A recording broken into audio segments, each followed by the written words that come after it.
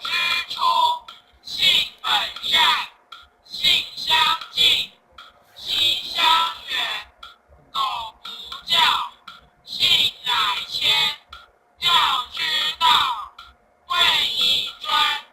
其孟母，择邻处，子不学，断机杼，窦燕山。有一方，教五子，